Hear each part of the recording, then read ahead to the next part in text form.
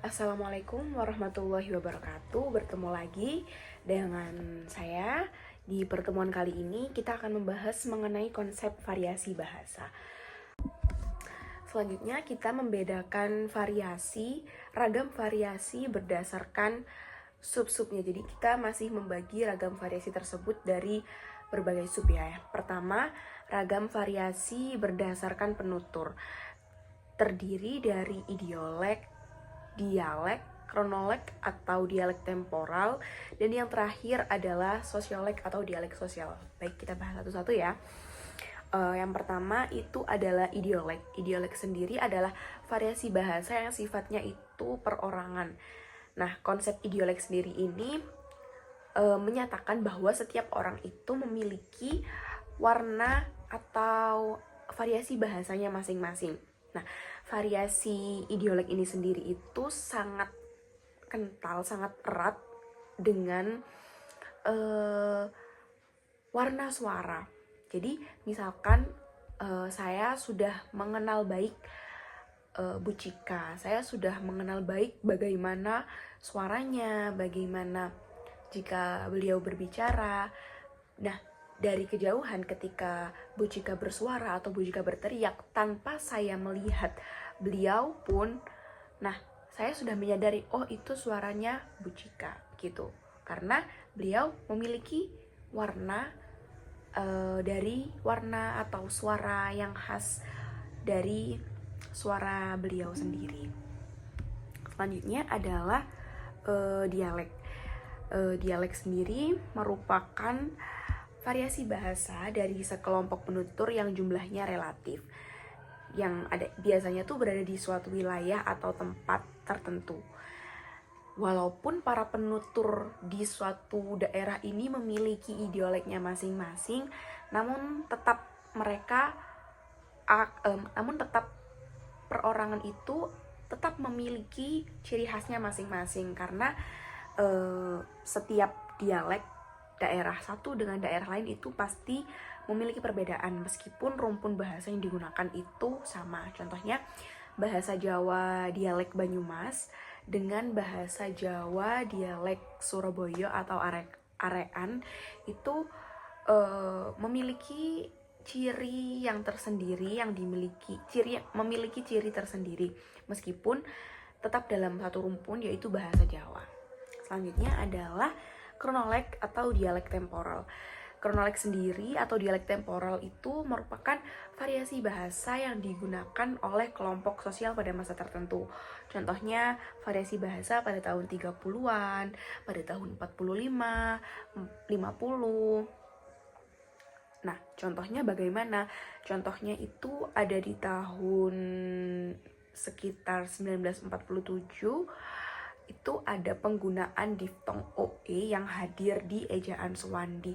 Seperti contoh tulisan tempo dulu yang sekarang tulisannya ya seperti kita tahu biasa tempo dulu. Namun ketika ada ejaan Suwandi di tahun tersebut penulisannya menggunakan tempo doeloe, namun pembacaannya tetap seperti saat ini, yaitu tempo dulu. Selanjutnya adalah sosiolek atau dialek sosial yang merupakan variasi bahasa yang berkenaan dengan status, golongan, kelas sosial, dan kelas sosial para penuturnya. Nah, di dalam sosiolinguistik ini, variasi sosiolek itu sangat sering dibicarakan atau sangat sering dibahas karena menyangkut masalah pribadi para penuturnya sendiri, contoh usia, pendidikan, dan segala macam latar belakang penuturnya.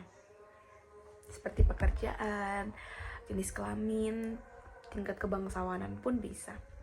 Selanjutnya ada ragam variasi berdasarkan segi pemakaiannya. Yang pertama ada ragam bahasa sastra, yang jika kita tahu sebagai anak bahasa dan sastra Indonesia, ragam bahasa ini menekankan pada segi estetis. Kemudian yang kedua ada ragam bahasa jurnalis. Sebagaimana kita tahu bahwa bahasa dari jurnalis sendiri memiliki sifat yang sederhana, komunikatif, dan ringkas. karena karakternya jurnalis sendiri itu menyampaikan berita secara tepat dan ringkas. Selanjutnya ada ragam bahasa militer, yang di sini tuh ragam bahasanya kebanyakan memiliki singkatan atau akronim dan memiliki ciri ragam bahasa yang tegas dan lugas. Dan yang terakhir adalah ragam bahasa ilmiah yang biasanya digunakan pada jurnal atau artikel atau sebagainya. Seperti yang kita tahu sebagai mahasiswa, ragam bahasa yang dimiliki oleh ragam bahasa ilmiah merupakan ragam bahasa yang jelas, lugas, dan bebas dari keambiguan, dan tidak menggunakan metafora atau apapun karena harus memberikan informasi keilmuan secara jelas. Selanjutnya adalah ragam variasi berdasarkan segi keformalan. Dibagi menjadi 5, yaitu ragam baku. Yang pertama, ada ragam resmi atau formal, ragam usaha atau konsultatif. Yang ketiga ada ragam keempat ada ragam santai, dan yang terakhir ada ragam akrab atau intim. Sebagaimana kita tahu yang sudah saya jelaskan tadi, mungkin detailnya kita sudah tidak asing, jadi saya mungkin tidak perlu menjelaskan lagi karena mahasiswa bisa membuka di Salindia yang sudah saya upload di Hebat e-Learning. Selanjutnya merupakan faktor yang mempengaruhi variasi pemilihan bahasa. Jadi apa saja sih yang mempengaruhi pemilihan dari variasi bahasa yang kita gunakan sehari-hari? Yang pertama ada latar yang bisa meliputi waktu, tempat, dan juga situasi. Contohnya ketika situasi makan pagi bersama keluarga, itu pasti kita menggunakan pemilihan variasi bahasa yang lebih sopan tentunya. Kemudian ketika dalam situasi tawar-menawar barang di pasar, kita harus menggunakan pemilihan variasi bahasa yang selaras, mungkin yang familiar di telinga mereka, di telinga pedagang dan juga orang-orang pasar tentunya. Ketika kita ingin mendapatkan harga murah, kita juga harus lancar berkomunikasi dengan pedagang di pasar juga tentunya. Kemudian selanjutnya ada partisipan dalam interaksi yang meliputi usia, jenis kelamin, pekerjaan, dan juga status sosial ekonomi. Pasti sudah paham kan meliputi ini? Baik, selanjutnya ada topik percakapan, yang mana topik percakapan ini sendiri meliputi pekerjaan, keberhasilan anak, dan juga peristiwa-peristiwa aktual. Mohon maaf ya, tadi ada iklan sebentar. Notifikasi WhatsApp. Kemudian yang keempat ada fungsi interaksi. Fungsi interaksi yang kita lakukan dengan manusia lain, mungkin ketika contoh yang sudah saya sebutkan tadi, berinteraksi tawar-menawar barang di pasar, atau berinteraksi santai dengan keluarga, atau berinteraksi lebih santai juga dengan teman.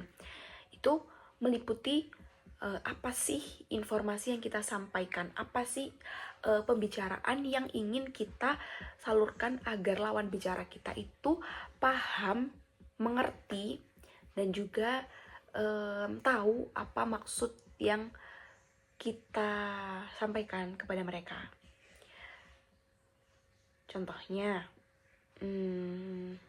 ada kebiasaan rutin, contohnya seperti salam, meminta maaf, atau mengucapkan terima kasih.